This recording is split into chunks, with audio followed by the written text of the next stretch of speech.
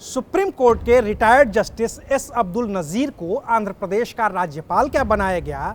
कांग्रेस को तो मौका मिल गया और उसने इस पर गंभीर सवाल उठा दिए। 50% रिटायर्ड जजेस सुप्रीम कोर्ट के गवर्नमेंट कहीं ना कहीं उनको भेज देती है, जिससे लोगों का यकीन जुडिशरी पे कम होता चला जाता है। राम जन्मभूमि बाबरी मस्जिद का सुप्रीम कोर्ट के फैसले पर बहुत लोग सवालिया निशान लगाते चले आ रहे हैं कि गवर्नमेंट के दबाव में हुआ है। जस्टिस गगोई के बनने के बाद जस्टिस नजीर को गवर्नर बनाना उन लोगों के शक और शुबे को और मजबूत करता। सरकार को कोशिश करनी चाहिए कि जुडिशरी बिल्कुल इंडिपेंडेंट हो और उसका एग्जीक्यूटिव से कोई वास्ता ना हो। और कांग्रेसी क्यों, बीजेपी सरकार के विपक्ष के तमाम नेताओं ने प्रधानमंत्री नरेंद्र मोदी और उनके इस फैसले पर सवाल उठाए हैं।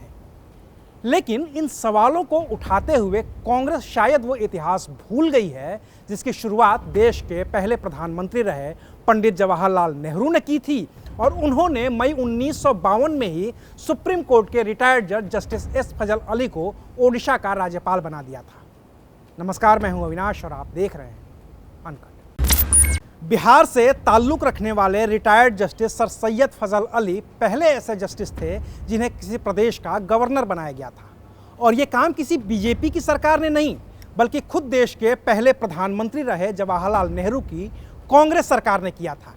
जस्टिस फजल अली पटना हाई कोर्ट के चीफ जस्टिस भी रहे थे, जो 15 अक्टूबर 1951 से 30 मई 1952 तक सुप्रीम कोर्ट के जज रहे, और रिटायरमेंट के एक हफ्ते के अंदर ही 7 जून को उन्हें उड़ीसा का राज्यपाल नियुक्त किया गया। इतना ही नहीं, उन्हें असम का भी राज्यपाल बनाया गया था। वो राज्य पुनर्गठन आयोग के अध्यक्ष भी रहे थे। और जस्टिस सर सैयद फजल अली इकलौते ऐसे रिटायर्ड जज नहीं हैं जिन्हें राज्यपाल बनाया गया था। उनके बाद सुप्रीम कोर्ट की पहली महिला जज रही रिटायर्ड जस्टिस एम फातिमा बीवी को भी 25 जनवरी 1997 को तमिलनाडु का राज्यपाल बनाया गया था। उसी साल जम्मू कश्मीर हाई कोर्ट के चीफ जस्टिस रहे जस्टिस सुखदेव सिंह कैंग को भी केरल का राज्यपाल बनाया गया था। और ये नियुक्तियां भी तभी हुई थीं जब केंद्र में कांग्रेस के समर्थन वाली सरकार थी और उसमें एच.डी. देवेगौड़ा देश के प्रधानमंत्री थे। बाकी मोदी सरकार में रिटायर्ड जस्टिस को राज्यपाल बनाने का इससे पहले का सिर्फ एक मामला है, जब सुप्रीम कोर्ट के रिटायर्ड चीफ जस्टिस पी सथाशिवम को साल 2014 में केरल का राज्यपाल बनाया गया था।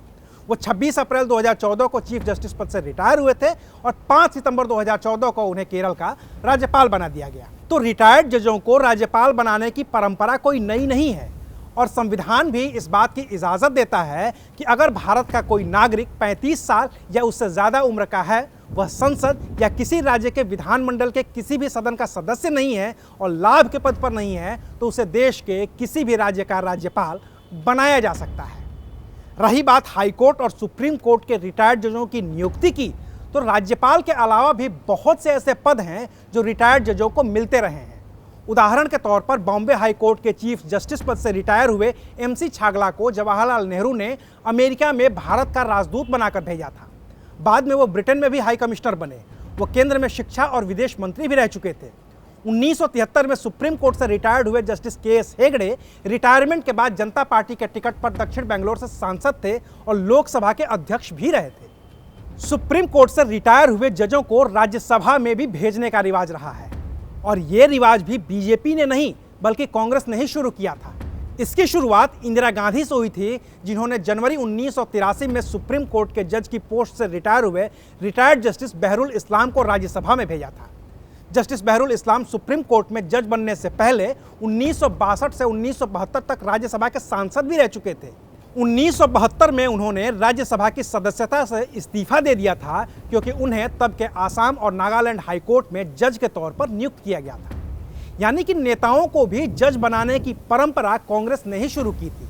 और अब जब बीजेपी की महिला मोर्चा की महासचिव रह चुकी विक्टोरिया गौरी को बीजेपी के वक्त में सुप्रीम कोर्ट में जज बनाया गया है, तो कांग्रेस सवाल उठा रही है, जबकि शुरुआत उसी ने की थी। जस्टिस बहरुल इस्लाम के अलावा 21वें चीफ जस्टिस रहे जस्टिस रंगनाथ मिश्रा को भी 1998 में कांग्रेस ने राज्यसभा भेजा था।